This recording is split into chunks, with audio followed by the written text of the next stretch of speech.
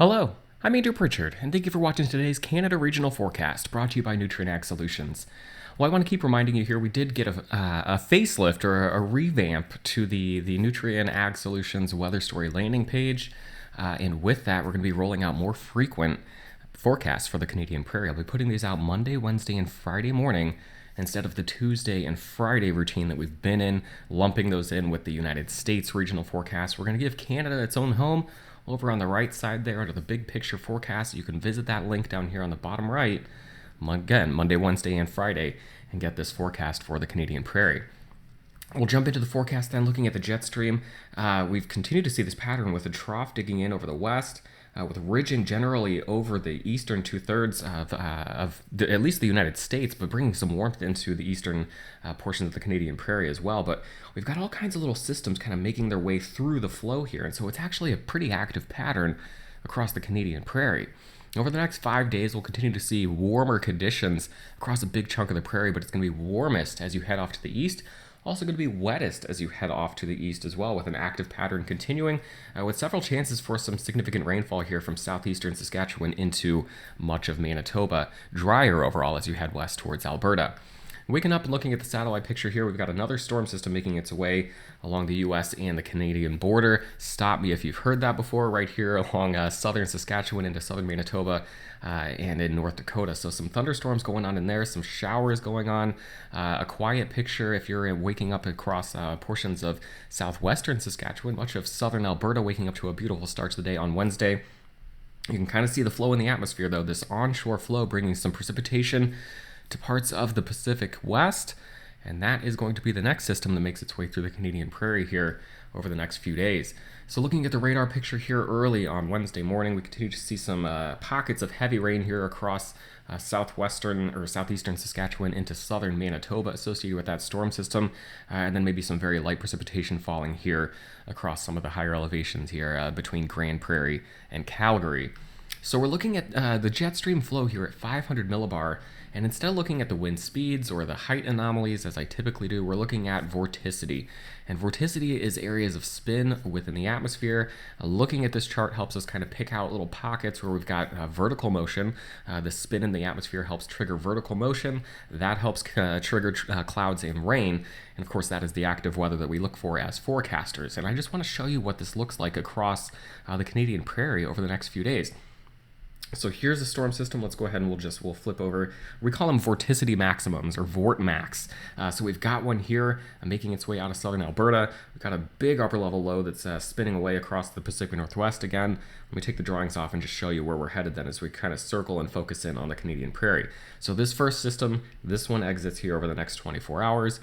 We get this next one kind of pushing through. A bit of a disorganized look here, but watch, we've actually got one up here, one down here.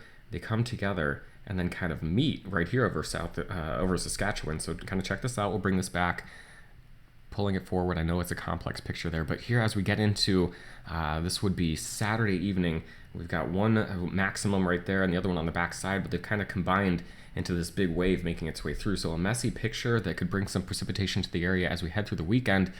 Heading into early next week, we see another system. This one digs across the Intermountain West of the United States, taking it south of the Canadian Prairie, but then we've got this next one blasting in here as we get into this will be Tuesday and Wednesday of next week, making its way quickly across here early next week.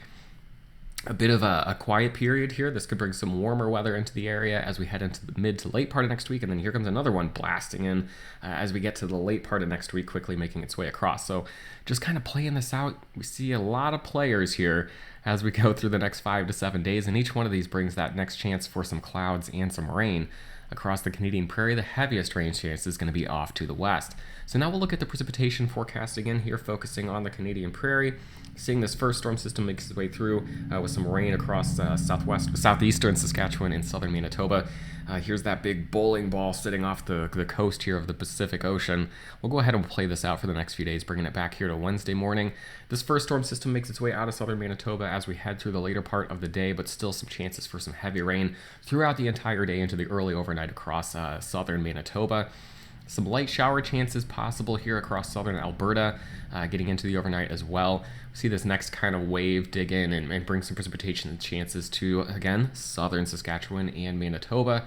During the day on Friday, some heavy rain possible here late in the day, Friday into Saturday morning, as this one kind of sweeps up and through the area. You see the precipitation really ramp up there. This will be looking at 7 p.m. on Saturday, so again, some of that perhaps lingering through the day on Saturday. So a rainy Friday and Saturday across southern Manitoba, parts of southern Saskatchewan. Again, a little bit of a break here over the back half of the weekend. Another quick moving system comes through here early next week. That'd be Monday and Tuesday. Again, bringing some chances for some rain across a big chunk of Manitoba, maybe eastern portions of Saskatchewan. Get another break here around, this would be maybe late Wednesday into Thursday.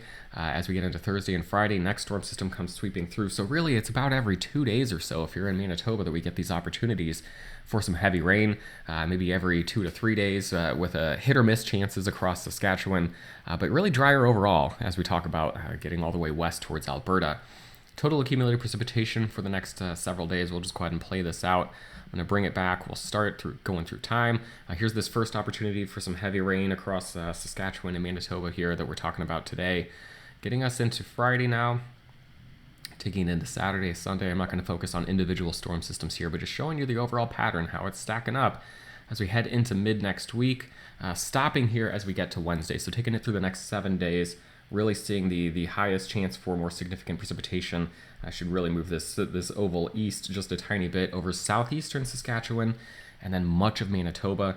As you head off to the west, there are opportunities for precipitation across Alberta, but they are much more isolated, much more hit or miss, and going to be lighter in nature. That includes southwestern Saskatchewan. This is really, you could almost divide the prairie in half. If you're in the eastern half of Saskatchewan into Manitoba, more active, more rain chances. If you head off to the west from there, Alberta, western Saskatchewan, again, opportunities for precipitation, but much more lighter, much more hit or miss in nature.